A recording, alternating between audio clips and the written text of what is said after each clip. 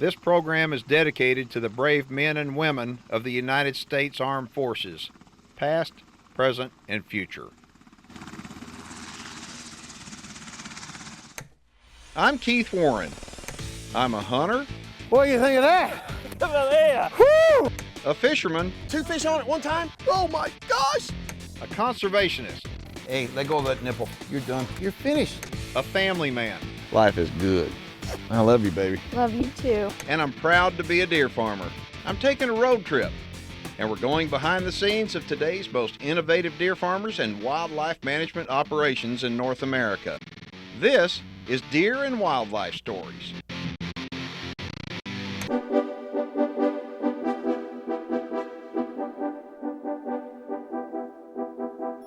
Hi everyone, welcome to the show and to the beautiful state of Ohio. If you're a deer farmer, you're going to want to really pay close attention to today's show. If you're a wannabe deer farmer, you're going to want to pay ultra close attention to the show. Now let's talk about deer farming for a second. Deer farming is a business, and as a business, you got to run it like a business to turn a profit. There's a lot of guys that have been in the deer farming business for many, many years, and they're struggling trying to figure out how do they make a profit.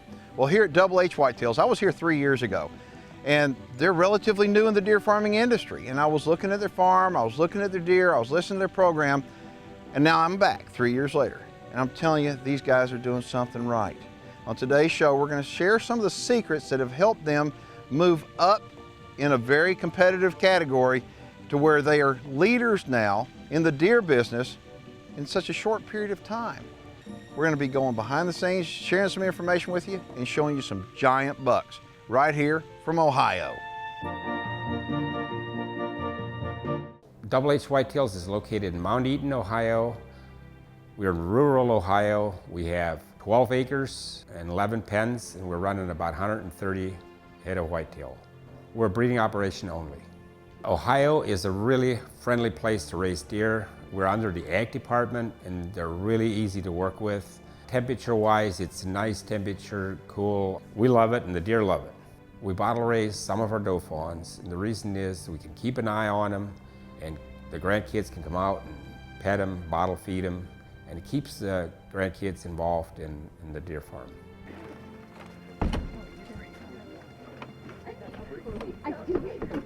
Hold on.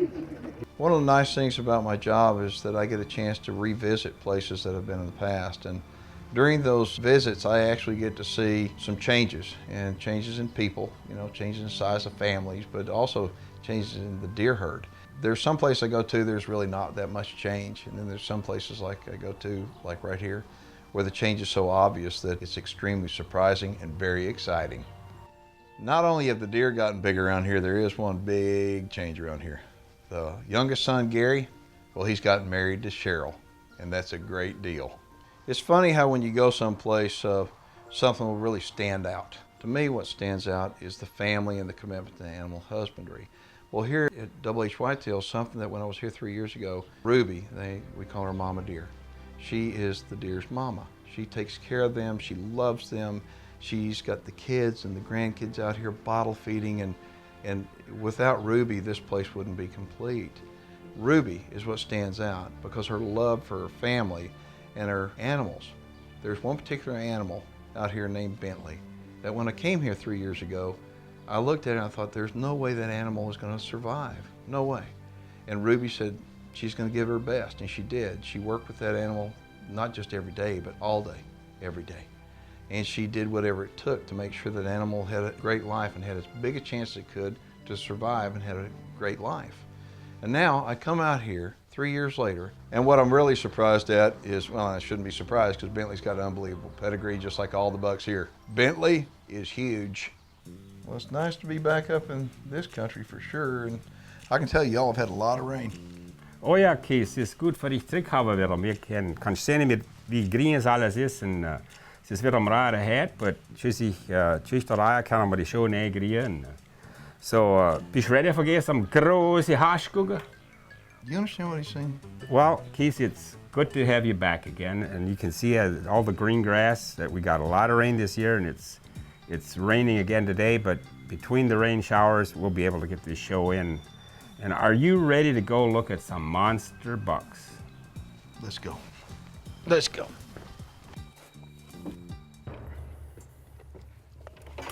Ich bin Ivan Husbandry und die Hasstad ist mit der Kieswaren zu gerade zurückgesehen.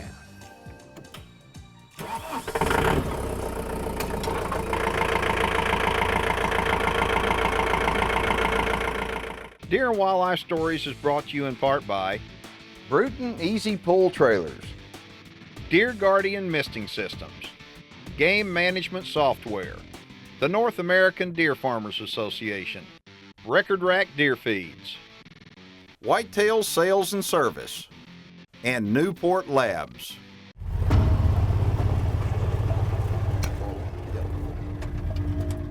I'll let you do that. There you go. That is a pretty slick latch system. Now, I was in this exact same pen 3 years ago, looking at the deer, and oh my goodness gracious. I mean, before we go, I'm really shocked. Before we go any further, what I want to do is I want to cut to a video of these deer 3 years ago. And I want to show everybody what the deer looked like 3 years ago. You got to keep in mind, Ivan has not been deer farming, but how many years? 4 years. 4 years. Okay, so 4 3 years. years ago, they were just in their infancy. And take a look at some of this video of the deer that they had. Now, back at that time, we did a complete, thorough farm tour, got to see everything that they're doing. We saw a little deer, I think its name was Bentley. Bentley, we still got him. He was born a triplet and his leg was completely bent back.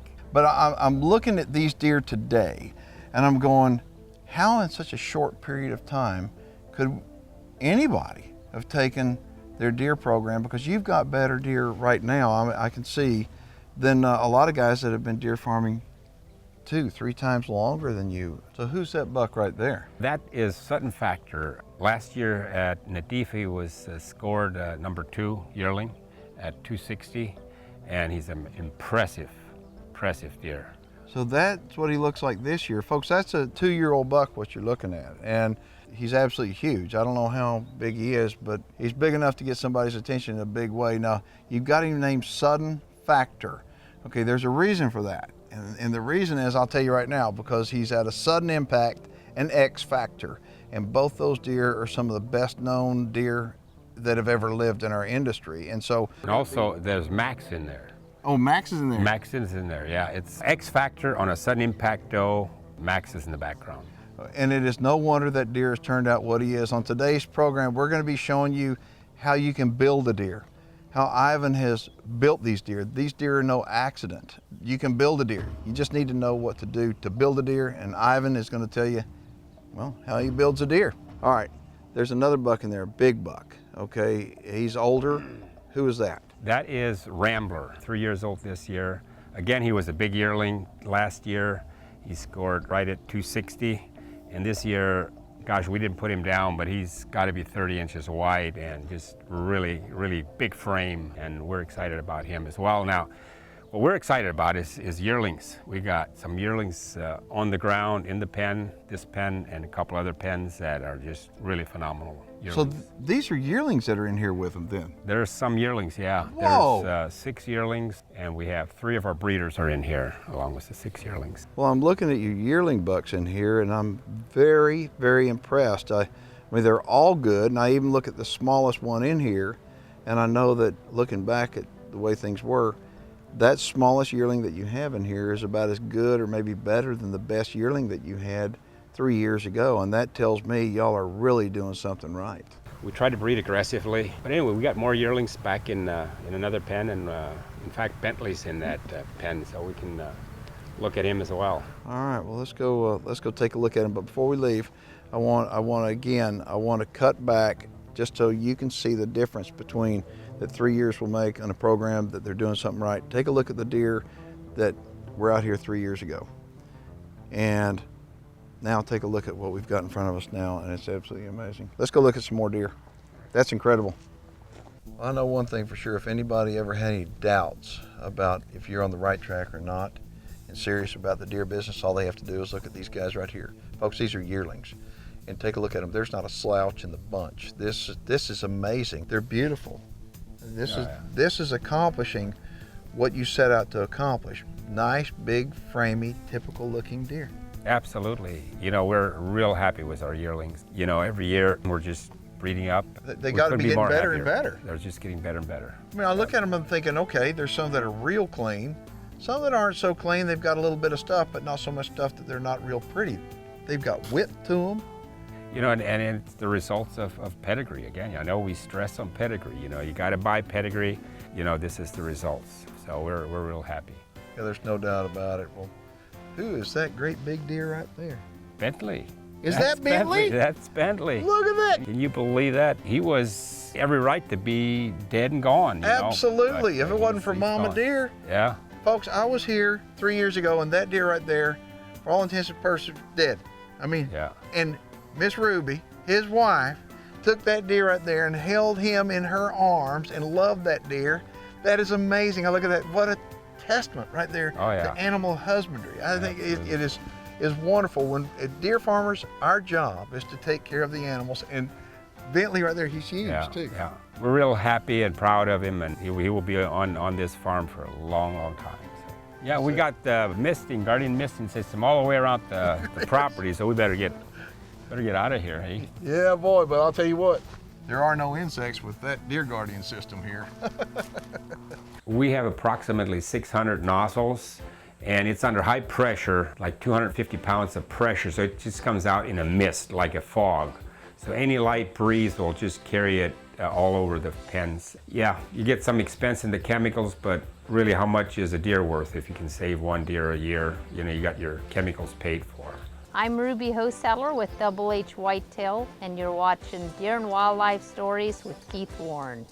Deer and Wildlife Stories is brought to you in part by DNA Solutions and the North American Deer Registry, New Dart, Shock Effect Probiotics, and Keith Warren's Texas Hidden Springs Ranch, the best value for Texas trophy deer hunting.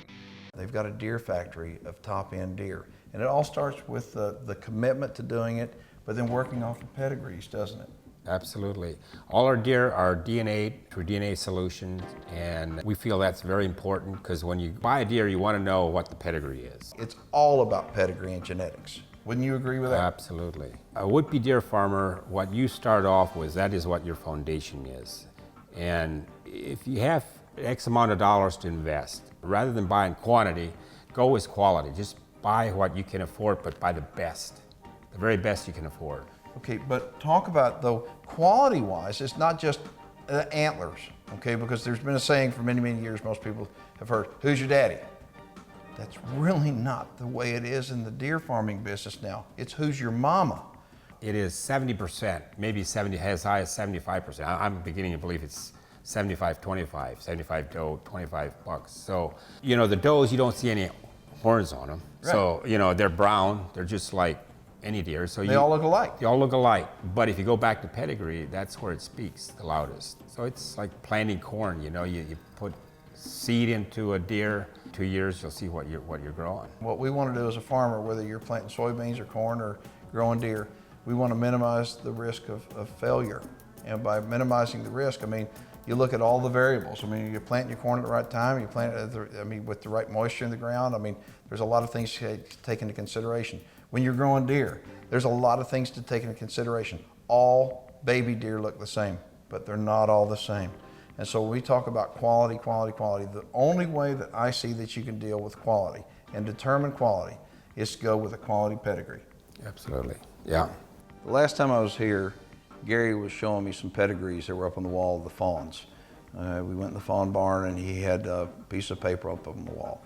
And I'm taking a look at those pedigrees, and this is several years ago, and I'm thinking, those are good, those are really good. Of course, you couldn't tell how good they were because what you're looking at is just a little baby fawn. Now all of a sudden, fast forward 3 years, and you see what these little baby fawns with good pedigrees have done and what they're throwing. And you realize that it is in the pedigree, that when you wind up, you start right with a good foundation, you have a good, strong product in the end. If you start with a shaky foundation, you're not going to have a good product in the end. So what they've done is they started with the best foundation possible, and just take a look at the results. We talk a lot about pedigrees on the show, and for those of you who don't know how to read one, I'm going to show this to you. This is a picture of a 1-year-old buck called Sudden Factor. And he's out in the pens now at 2, and he's a beast of a deer because of his pedigree. The way you read his pedigree would be like this. He's X Factor on sudden impact on max. This deer was deliberately built this way. The pedigree was designed before this deer was ever even conceived to produce a deer like that. And that's what's happening here at Double H Whitetails. It's time for viewer feedback, brought to you by the Deer and Wildlife Stories YouTube channel. This comes to me from Roger. He's from Ohio. Says, my family has owned a high fence property for the past 20 years. One thing I've noticed is the deer just aren't getting any bigger. The first years on our place, we saw lots of improvement, but things seem to have leveled off. Why do you think this is? Roger, good question. Lots of people have the same issue, and the reason that I think it is because your gene pool is stagnant. We always on our program we talk about pedigrees of animals, and what we want to do is we want to introduce new genetics. Gene pools in high fence properties, unfortunately, they do get stagnant, and if you're going to get bigger deer, you need to bring in good genetics. Bring them in. Be sure and give them plenty of time to spread those good genetics around. Roger, that's a good question. Got a question about deer farming or a comment about the show? I'd love to hear from you. Make sure and shoot me an email, and also watch all of our programs and outtakes as well right here on the Deer and Wildlife Stories YouTube channel. I'm Alan Hostetler, Deer and Wildlife Stories will be right back. We have to be good stewards of the resource. Address animal husbandry, if you would, please. We take it very to heart. We watch them 24/7, if that needs to be. We have a sick deer, we're out there checking it and taking it the best care that we can. So we take it very seriously. Everybody's conscious about it, and we love them. So we just go that extra mile to make so they're comfortable. The deer in a deer farm, I think are the luckiest deer in the world. I think they don't have to worry about predators. They don't, if they get sick, and deer out in the wild get sick, when they get sick out in the wild, typically they just die. When deer get sick in a deer farm, we tend to them, and we try to do whatever we can to get them well, because we love those deer. And so if somebody wanted to come out here and take a look at your operation, what would they need to do? They can call me 330-466-4826, or call Gary, which is full-time here. His number is 330-845-1991. And just give us a call, and you're welcome to come out and visit anytime. We love to take people through. We got it set up very visitor-friendly. Pet a deer or feed them. We enjoy having visitors. If somebody wanted to, say somebody wanted to buy some deer, could you sit down with them and explain these pedigrees and why they should line deer up this way? Why that deer is more valuable than that deer? Can you? Absolutely. Okay. Absolutely, we'd love to do that. That's one thing about the deer industry. It's a small industry. Everybody knows everybody else. And so there is always a helping hand out there that share their experience, if you have problems, and we call back and forth. And when we got started, we couldn't have got where we are without some good, sound advice from other deer farmers. And if you are interested in getting into the deer business, talk to as many deer farmers as you can. Talk to me or call NADIFA and get involved in your state organizations. We are highly regulated by the U.S. government, and we have our own association, Ohio Deer Farmers, and then we have the National Association, which is NADIFA. Mm-hmm. And there's a lot of helps out there to get you on the right track. When you go into an investment like this here, you want to know what you're getting into, and so the more information you can gather, the better off you are. That's all good advice, folks. I mean, I don't know what else to tell you. That's all good advice. Everybody in the deer farming community really helps everybody else out. And you may think, well, how come then some guys are on top? I mean, really, because there are some guys that are on top, and then you got some guys that are fixing to be on top. Why is that? The reason why that happens is because it's deliberate. It's a planned program, planned upon good pedigrees and good business decisions, and you can see the results right out there in the pens. If you're a wannabe deer farmer, I would highly encourage you to call Ivan. If you're in the area around here within northeastern Ohio, call him. Come over here and sit down with him. He'll show you the deer gladly and meet his family. This is a family operation. You'll see Ruby out there with the fawns feeding and the kids and grandkids, and you'll see everybody. This is a cool deal, but it's a business. And if you want to do it as a business, you want a cool deal, yeah, but you want to make some money at it, see Ivan. because he'll tell you how you don't need to have a big piece of property. No. And that's the cool thing about deer farming. You can do it on a very small piece of property and with just a handful of deer, as long as you deal with the right people and you get the right deer. So you would be willing to help people and get them kind of pointed in the right direction, huh? Oh, absolutely. Yeah, we'd love to do that. Yeah. You don't have to have a lot of big equipment to raise deer. You don't have to have a big tractor and a combine and a giant barn and everything else. What you have to have, number one, is a love of the white-tailed deer. Absolutely. And commitment. And there is one thing I want to tell y'all, okay? The one thing about deer farming is you've got to be patient, okay? Patience, patience, patience. The only thing is when you deal with people like Ivan and you go with high-end pedigrees like what they have here, it doesn't take near as long to produce giant deer as it does if you're just trying to produce one just with the old blind luck. Yep. If you'd like to watch full episodes of our program 24/7 online in full high definition, log on to my website at deerandwildlifestories.com. There you'll find the shows, but you'll also find a lot of outtakes and behind the scenes videos as well. That's deerandwildlifestories.com. Reproductive services for Deer and Wildlife Stories are provided by Whitetail Genetics.